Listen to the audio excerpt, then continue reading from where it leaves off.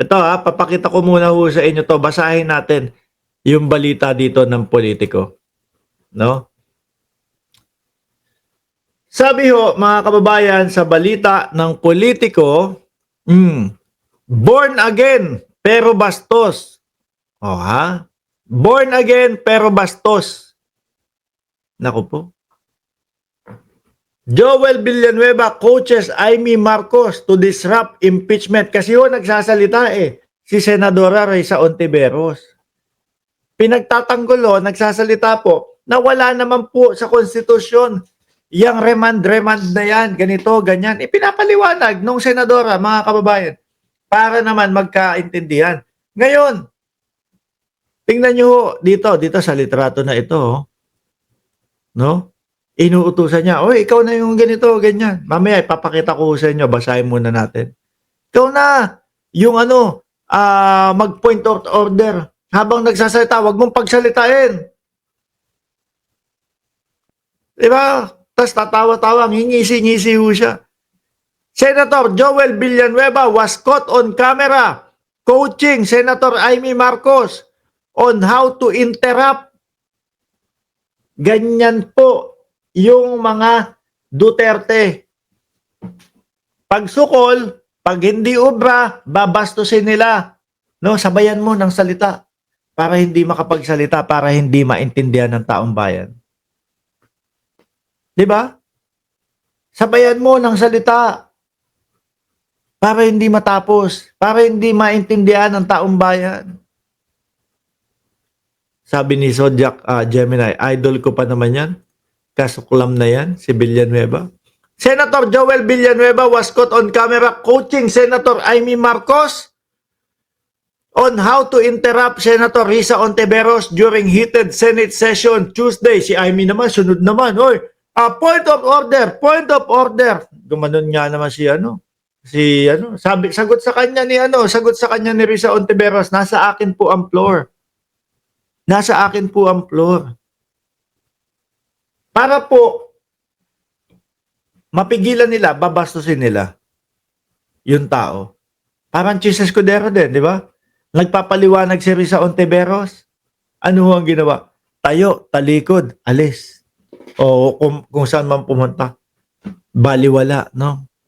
Hindi kasi niya pwedeng tanggapin Kasi pag tinanggap niya yun, talaga mag-uumpisa na yung sesyon. Paano na lang yung galit ni Inday Sara Duterte? Paano? Baka ma-bloodbath siya. Di po ba? Tuloy ko. During the plenary session, Ontiveros took the floor to move that no further interpellation and speeches to be allowed after Senator Ronald Bato de la Rosa filed a motion to dismiss the impeachment case immediately following a privileged speech that Senate President Francis Escudero had permitted despite the days being scheduled for the oath-taking for senators, etc. Ikaw ang mag-point of order. Yun yung utos ni Villanueva. Ikaw na mag-point of order. Tinuro si Amy Marcos. Si Amy naman, sunod, di ba? Ano sabi dito? Ikaw na mag-point of order. Pwede ka nang magsalita sa mic para tumigil siya. Villanueva! Di ba? Ibang klase itong mga ito. Mga duwa. Alam nyo, matapang. Kasi kakaunti, minority nga Doon matapang. Pero duwag. Doon sa mga kinatatakutan. Duwag sa bloodbath. Mga bossing. No? Pwede ka nang magsalita sa mic para tumigil siya. Barahin. Yun ang estilo ng mga kampon ni Duterte. Mga kababayan. Sagot sa kanya, Sagot sa kanya, I still have the floor, Mr. President. Hayaan yung paliwanag. Ang magaling na magdebate, aantayin mo matapos yung kalaban mo. I-analyze mo lahat ng sasabihin niya. Hahayaan mo na pakinggan siya ng lahat tapos saka mo irerebat. Hindi magaling sa pakikipagdebate yung babastusin mo, sasabayan mo. Yung kay Robin Padilla at kay Villanueva, drama lang din 'yon. Di po ba? Ano sabi? Saan ka? Saan ka? Hindi yata nagkaintindihan sa script. Biruin mo Robin Padilla ang sabi. Hindi yan yung ano, kung hindi ako nagkakamali yung pagkakasabi, hindi yata yan yung plano, hindi. Saan ka? Saan ka? Nung nagkaintindihan na ho, mga kababayan, ayun, okay na. May plano. Hindi po ba? Oh. Pambabastos. Yung mga style nila, binastos na Constitution, binabastos yung mga nasa kabilang senado, yung mga kabilang senador. Di ho ba? Binabastos ang mamamayang Pilipino. Tanggalin ko ho ito, ipakita ko sa inyo mga bossing chief amo sir, yung mismong video. Asan ba dito? Ito. Ito, wag mo na to. Ito. Mr. President. Ayan, nandiyan sila. Ano pangalan nun? Tingnan ang grupo ng mga senador na ito, pinapatigil si Risa Ontiveros. Lalakihan ko, hindi ako importante dito. Tingnan natin, Asan pa mas malaki? Ayan, mas malaki. Para kitang-kita nyo ho. Ito, si Villanueva. Yan Pakinggan nyo. Ikaw mag-point of order. Ayan, rinig nyo. Diba? Ikaw mag-point of order. Nagsasalita, ikaw mag-point of order. Mano ba naman na hintayin nating matapos saka natin ipaliwanag sa kanya. Ikaw mag-point of order. Diba?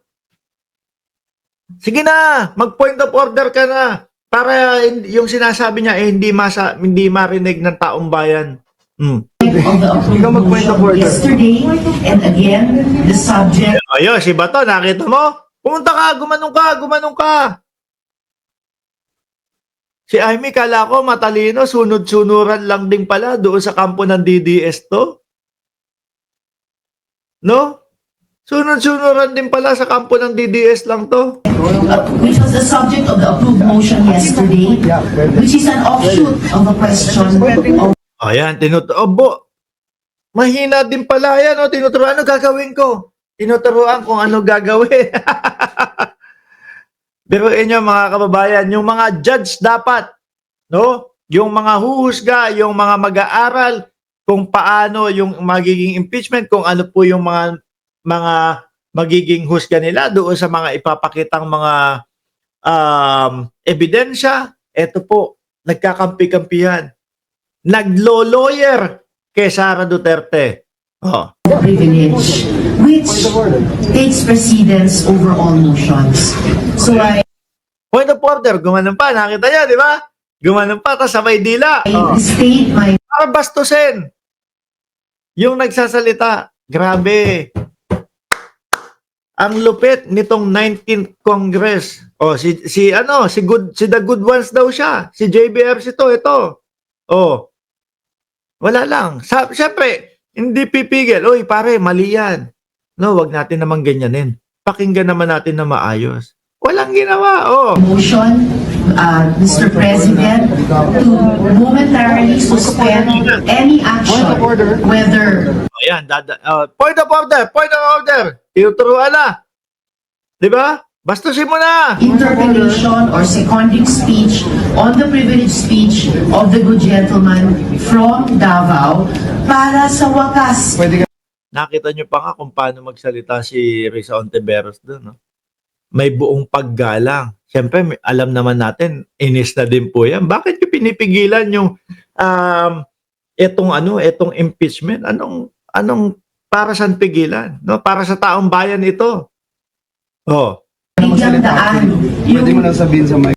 Ayan, pwede ka nang magsalita sa mic para tumigil siya. Pakinggan natin maigi. Hindi ko stop. Pwede mo nang sabihin sa mic. inaprubahan natin motion kahapon. Yak! Kakadiri, ano? Pwede mo nang sabihin sa mic para tumigil na siya. May ini-explain. Ibig sabihin, hindi nila kayang talunin sa debate. Sa paliwanagan. Tatalunin nila sa pambabastos ho. Sabihin mo na sa mic para tumigil na siya. daan. Pwede mo Yung lang sabihin sa microphone. inaprubahan natin motion Para tumigil siya. kahapon. Point of order. Naman paano po kami... Point of order, Mr. I still have the Hindi siya titigil pag nag-point of, nakerisa ang floor, mga kababayan. Nakerisa ang floor, mga kababayan. Gusto lang talaga nilang bastusin para matigil, para ma-interrupt. I have the floor, Mr. President. I have the floor, Mr. President, to make way for taking of the oath before the presiding officers. O yan yung isang anggulo. Di ba? O ito yung isang anggulo pa. So, O ito yung isang anggulo. motion kahapon. Hindi, lakihan ulit natin. Hindi ako importante dito. Importante makita ninyo. Ay, wala na. Yun na yata yung pinakamalaki. Naman for all motions. So, Pwede na mag-point of order para tumigil siya. Di ba? Bastasin mo. Tapos sabay dila. Iba ang mga senador natin. Ano? Point of order. Pwede mo lang sabihin sa microphone. inaprubahan natin motion Para tumigil siya. kahapon. Point of order. Mr. President, I have the floor, Mr. President.